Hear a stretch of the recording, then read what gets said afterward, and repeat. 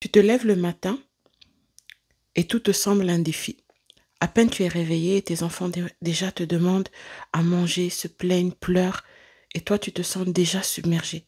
Si tu te reconnais dans cette description, cette vidéo est pour toi. Alors comment s'occuper de ces enfants lorsqu'on est déjà fatigué?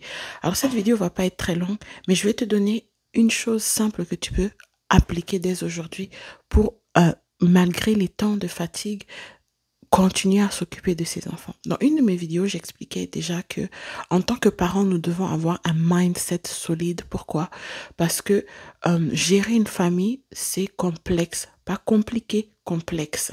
Ça veut dire qu'il y a beaucoup de choses auxquelles il faut penser. Tu peux aller regarder ma vidéo sur la charge mentale et que je mets la description au-dessus.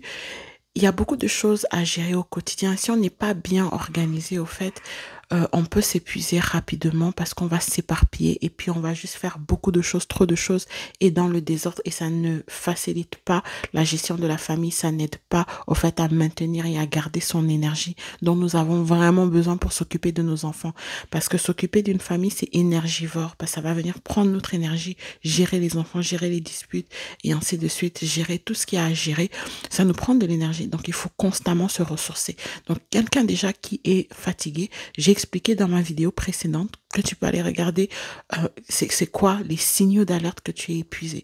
Bon, maintenant si tu es fatigué et que tu dois quand même t'occuper des enfants, ce que tu dois faire, c'est vraiment te simplifier la vie au maximum parce que souvent on complique beaucoup sa maison. On veut faire du ménage tous les jours. On veut que tout soit extrêmement nickel, propre. Derrière les frigos, on nettoie, on bouge les cuisinières chaque jour. C'est impossible. Ou bien, ce que je vois souvent, c'est que des familles qui vont prendre tous les temps qu'ils ont de libre juste pour faire du ménage à la maison. Ça, ce n'est pas une gestion du temps optimisée. Va regarder ma vidéo Gold que je vais afficher à la fin de l'écran pour vraiment comprendre c'est quoi optimiser son organisation.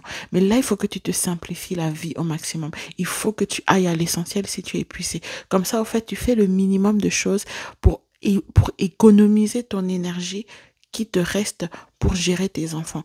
Ce qui fait que, comme tu es fatigué en ce moment, le plus important, c'est la gestion des enfants.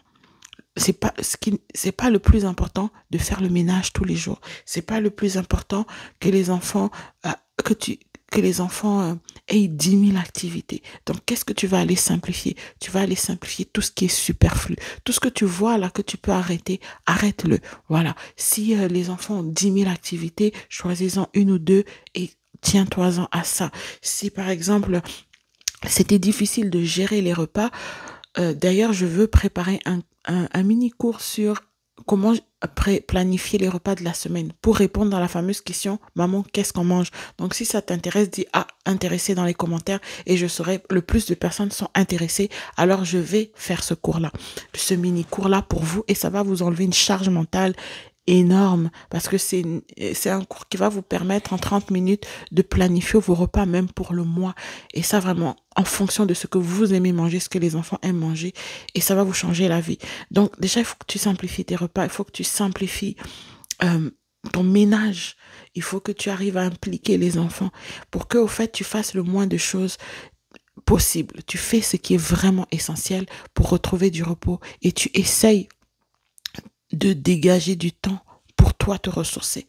Parce que si tu es épuisé, c'est que il y a des choses qui ont été faites de façon répétitive, qui insidieusement, tranquillement ont amené à cet épuisement-là. Et souvent, c'est trop en faire. Souvent, c'est se surinvestir. Et beaucoup de fois, c'est s'oublier au profit de la famille, ne pas s'occuper de soi-même, ne pas s'occuper de sa santé mentale, ne pas s'occuper de sa santé physique en s'alimentant, en dormant suffisamment et tout. Donc déjà, ce que je peux te recommander, c'est commencer graduellement à te coucher un peu plus tôt et à te réveiller peut-être un peu plus tôt. Donc, les enfants, peut-être si tu les couchais à 21h, c'est beaucoup trop tard pour des enfants. Et je vois beaucoup de familles qui couchent leurs enfants très tard. C'est vrai qu'au début, les enfants vont refuser, mais chaque jour, peut-être enlever 10 minutes, 10 minutes, 10 minutes, et puis coucher, pour arriver à coucher les enfants 1 heure plus tôt. Et c'est 1 heure que vous avez gagné là. Vous pouvez vous coucher plus tôt, vous pouvez faire ce que vous voulez. Mais une maman ou un père qui est vraiment épuisé, c'est qu'il en a trop dans son assiette. Et lorsqu'on a trop dans son assiette, ben, trop longtemps, dans le monde physique, ça crée de l'obésité. Donc, c'est de la même façon. Quand on en a trop dans son assiette, dans la famille, avec le temps, ça crée de l'épuisement. Ce qu'il faut faire, c'est vider son assiette. Voilà. Et dans l'occurrence, vider son assiette ici, c'est trouver qu'est-ce que tu peux arrêter de faire. Voilà. Pour privilégier le repos et simplifier ton quotidien. Donc, c'était les conseils que je voulais donner à une maman, à un papa qui se sent fatigué en ce moment et qui a du mal à s'occuper de ses enfants. Il faut vraiment te simplifier la vie.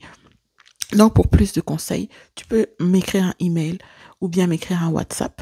Voilà. Mes contacts sont dans la description. Je t'invite à regarder la prochaine vidéo qui va parler de comment que retrouver son énergie. Ce n'est pas juste une question de sommeil. Donc, je t'invite aussi à télécharger mon e-book 3 choses à faire pour gagner 2 heures par semaine. Le tout sera dans la description ou bien dans les commentaires. Et je te dis à la prochaine vidéo.